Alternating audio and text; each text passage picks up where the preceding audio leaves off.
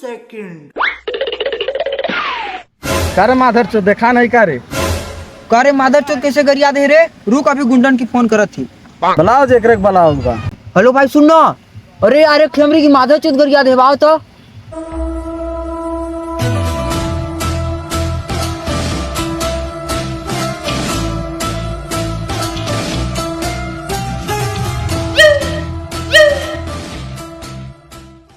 वहाँ हमरी की मादर चौथ गरिया है बा। आइडिया। अरे यहाँ आओ।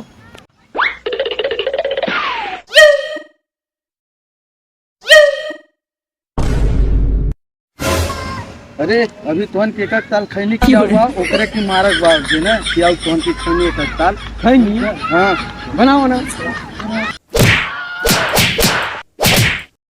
मोर बापा रे बड़ी मारे मादर चौथ कब हम खोनी कब सब